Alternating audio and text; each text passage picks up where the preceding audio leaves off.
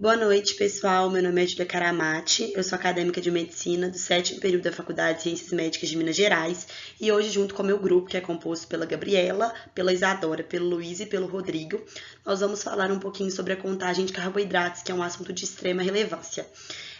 A gente está fazendo um projeto de extensão relacionado à Liga de Patologia da Faculdade de Ciências Médicas.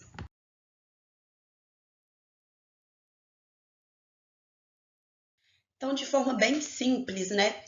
O que seria isso que a gente está falando, né? Do que estamos tratando? A contagem do carboidrato, ela se baseia em um indivíduo contabilizar quanto de carboidrato ele está ingerindo em cada refeição. É uma proposta bastante efetiva, tanto que as sociedades científicas, não só do Brasil e no mundo, recomendam essa contagem há mais de 20 anos, e ela vai variar de acordo com o estilo de vida do indivíduo e com o seu objetivo. É muito efetiva para o tratamento do diabetes mellitus, mas com ênfase no diabetes do tipo 1. Qual que é o objetivo, né? Por que realizar essa contagem? Ela ajuda a encontrar, né, um equilíbrio entre a quantidade de açúcar no sangue da pessoa, a quantidade de carboidrato que ela está ingerindo e a quantidade de insulina necessária, né, para ela usar ali nas refeições. E a importância da contagem dos carboidratos se dá pelo fato de que ela ajuda a evitar os episódios de hiperglicemia e de hipoglicemia, que são episódios que podem ser resultantes de um tratamento da diabetes. Então, daí a sua importância, mas vale ressaltar que ela deve ser, para ela ter um efeito eficaz, ela deve ser realizada de maneira sistemática. E uma ótima pergunta é quem pode fazer essa contagem de carboidratos, né? Todo paciente com diabetes mellitus, ele pode sim fazer essa contagem de carboidratos, seja ele portador do diabetes mellitus tipo 1 ou diabetes mellitus do tipo 2. Entretanto, a contagem de carboidratos, ela requer muita disciplina, motivação e compromisso. Então, o paciente, para ele ter os resultados advindos dessa contagem de carboidratos, ele tem que seguir à risca as recomendações médicas, ele tem que estar disposto a realizar todas as medidas, ele tem que ser disciplinado, então ele tem que fazer isso todos os dias, né? Não adianta ele fazer um dia sim, um dia não, fazer quando ele acha que tem que fazer. E daí vem o compromisso, né, com o método. Um acompanhamento com o nutricionista é válido, principalmente porque é um profissional que entende bastante, né, dessa área, então ele pode auxiliar bastante o indivíduo, principalmente aqueles que não têm muita afinidade, né, com essa contagem de carboidrato, a serem mais efetivos nos seus objetivos. Os carboidratos, eles são classificados como macronutrientes, assim como as proteínas e os lipídios. Eles fornecem a maior parte de energia necessária para o funcionamento adequado do corpo humano, e eles podem ser divididos em açúcares, amidos e fibras, sendo que os açúcares, eles podem ser a sacarose, a frutose e lactose, que são encontrados em diversos alimentos, principalmente os de origem vegetal. Qual que é a importância, né, do carboidrato e da diabetes? Como a gente sabe que o carboidrato ele tem ali a subdivisão em açúcares, ele está muito relacionado com o aumento da quantidade de açúcar no nosso sangue, se ingerido em quantidades excessivas.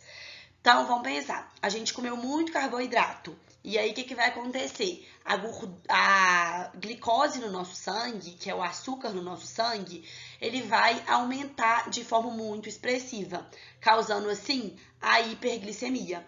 Logo, essa alta ingesta de alimentos ricos em carboidratos promove o aumento da glicemia e a diabetes é justamente isso, né?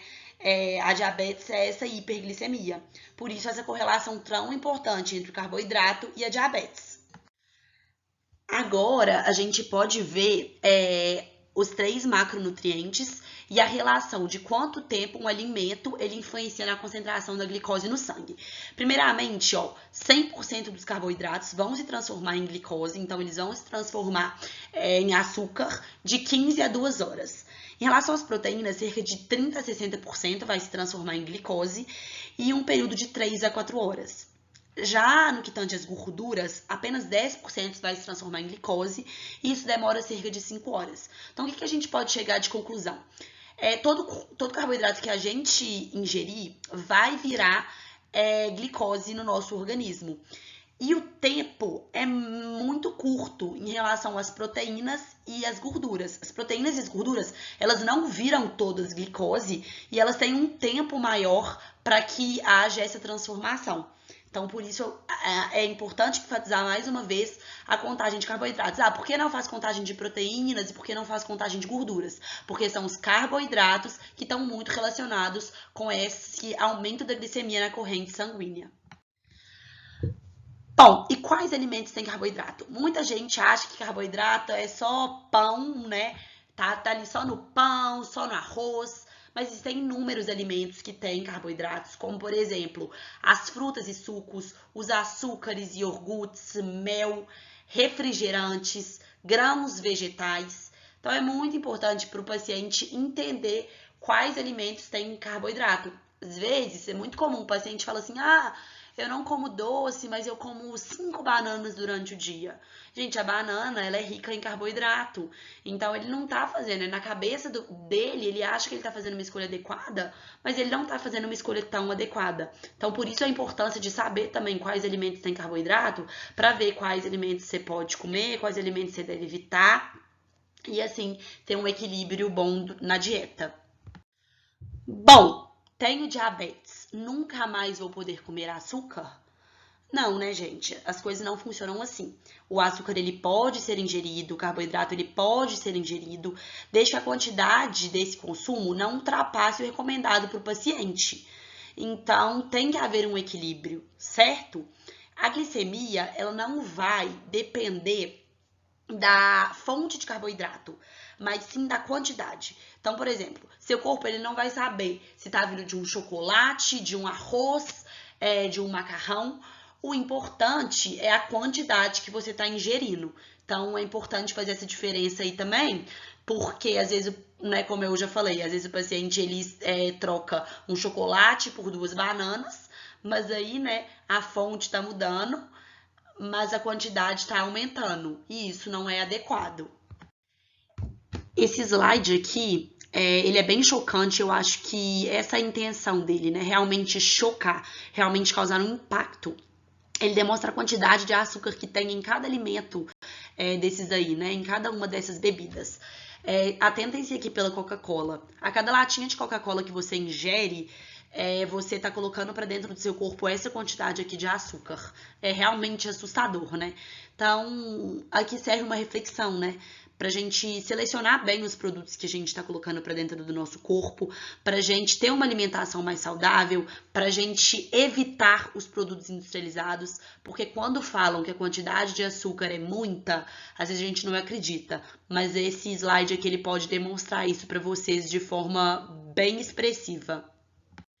Estamos falando bastante da contagem de carboidratos, né? Mas é o que interessa. Como deve ser realizada essa contagem? Primeiro ponto de todos, um acompanhamento com nutricionista, com endocrinologista é fundamental, porque esse é o profissional capacitado que vai te ajudar a calcular a quantidade de calorias que devem ser ingeridas por dia. E de acordo com essa quantidade de calorias, vai ser definido quanto de carboidrato vai ser ingerido em cada refeição, de acordo com o tratamento do diabetes do paciente. Por isso, mais uma vez, é importante enfatizar que essa contagem e esse tratamento, eles são feitos de forma individualizada, de paciente para paciente, porque cada paciente tem uma rotina, tem um hábito de vida, tem um objetivo de meta glicêmica, certo? É importante que o paciente sempre anote o que ele for ingerir bem detalhadamente, anote cada refeição, e que ele faça a medição da glicemia um pouquinho antes das refeições e a cada 2 horas depois da refeição, justamente para ver qual o efeito do alimento e da medicação sobre a sua taxa glicêmica, para ter esse acompanhamento, para ver se está dando certo e para ir, então, através, né, do tratamento prolongado e fazendo pequenos ajustes para buscar sempre a melhoria, buscar sempre a melhor forma E também buscar uma dieta que seja acessível para o paciente, né? Que seja a longo prazo. Não adianta nada restringir o paciente de tudo, sendo que ele vai conseguir seguir essa dieta ali, por exemplo, por 2 meses e depois ele vai desistir e não vai ter aderência. Para que se tenha a contagem de carboidratos de forma efetiva, alguns pontos eles são bastante importantes. Primeiramente, sabe a quantidade total de carboidratos do alimento que você está ingerindo. Essa quantidade ela varia muito de acordo com o tamanho das porções, então é essencial que saiba-se também esse tamanho das porções. A quantidade total de gordura, porque deve haver um limite de até 5 gramas por porção, e a quantidade de fibras, que elas devem ser acima de 2,5 gramas de fibras, porque ele é considerado um alimento rico em fibras. E aí, o paciente ele deve ser orientado, né, de que todo alimento, isso é obrigatório, tem uma tabela nutricional em alguma parte da embalagem e essa tabela elas podem ajudar na contagem. Então, por exemplo, aqui, ó, nesse exemplo aqui do slide, tem um pão francês que tem 28 gramas de carboidrato, um copo de leite com café que totalizam 12 gramas de carboidrato e meio mamão papaya que totalizam 13 gramas de carboidrato. Então, no café da manhã, o paciente que tiver essa refeição, ele vai ingerir no total 53 gramas de carboidrato. Então, o que ele vai fazer? Vai anotar lá, café da manhã, pão francês, 28 gramas, um copo de leite, 12 gramas, mamão, 13 gramas, total 53. E vai fazer isso para cada refeição. Então, é importante que se anote cada refeição a quantidade de carboidrato para que não se perca no final do dia. Em relação a essa contagem de carboidratos para os portadores de diabetes mellitus tipo 2.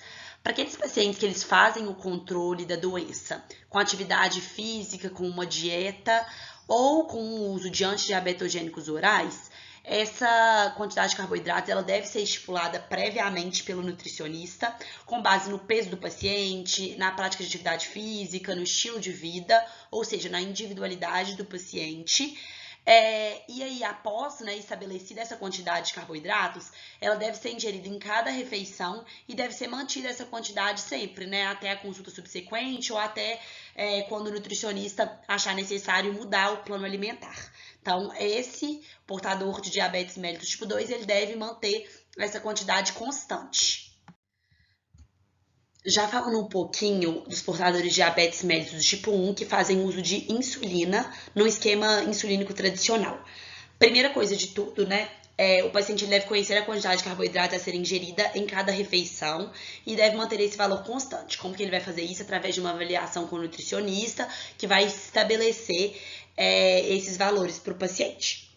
Se o paciente ele faz uso da insulina do tipo NPH irregular, é sempre necessário que ele mantenha os horários e as quantidades das refeições para evitar o quadro de hipoglicemia. Agora, se ele faz a utilização da insulina ultra rápida, o paciente ele já pode ter uma maior variação nos horários e na quantidade de alimento que ele vai ingerir, mas ele tem que aplicar a insulina na quantidade adequada para que não cause nenhum problema para a saúde dele. E como que é calculada a necessidade de insulina para o paciente que faz o uso da insulina? Que é importante a gente ter em mente alguns conceitos. O primeiro é de bolus alimentar. Bolus alimentar se refere à quantidade de insulina ultra rápida, que é aquela insulina que ela tem uma ação muito rápida, que é necessária para cobrir a quantidade de carboidrato que o paciente está ingerindo. Então, como regra geral, uma unidade de insulina é necessária para cobrir 15 gramas de carboidrato. Por exemplo, se eu comer uma maçã pequena, na qual tem 15 gramas de carboidrato, eu vou precisar de aplicar uma unidade de insulina ultra rápida. Se eu comi um alimento que tem 30 gramas de carboidrato, eu vou precisar de 2 unidades de insulina ultra rápida. Existe também um conceito importante que é o bolus de correção. E o bolus de correção, ele se refere à quantidade de insulina ultra rápida necessária para corrigir a sua glicemia, ok? E falando um pouquinho sobre esse bolus de correção, que seria a quantidade necessária para corrigir a glicemia do paciente. Como é que a gente calcula isso? Primeira coisa, é necessário saber qual que é o valor da glicemia meta do paciente. E esse valor, ele é pré-estabelecido por uma equipe que acompanha o paciente. Então, ele já sabe qual que é o valor da glicemia meta dele. E aí, o que a gente faz? A gente vai fazer uma continha básica, que a gente vai pegar o número das unidades insulínicas que o paciente utiliza por dia e dividir esse número por 1.800. Isso já é um valor pré-estabelecido. Esse valor que a gente encontra, a gente chama de sensibilidade insulínica. E agora a gente vai juntar tudo em uma equação. A gente vai pegar, medir a glicemia do momento do paciente, subtrair dessa glicemia meta, que já é um valor pré-estabelecido pela equipe dele, e dividir pela sensibilidade insulínica, que é esse valor inicial que a gente obteve aqui. E aí, com isso, a gente vai ter o valor do bolus de correção para o paciente.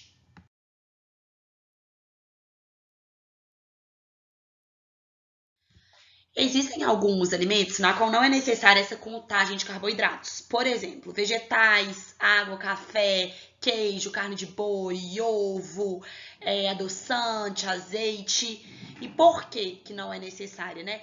Porque eles têm na sua composição a maior parte dos macronutrientes de proteínas ou de lipídios. E como a gente viu lá no início, as proteínas e os lipídios ingeridos não é a porcentagem total que vai virar carboidrato, então eles não têm uma influência tão grande assim na glicemia por não ter uma quantidade tão grande de carboidratos. Falamos bastante sobre os carboidratos, que são macronutrientes, mas também é importante a gente fazer um apanhado geral de proteínas e gorduras, que são os dois outros macronutrientes que temos.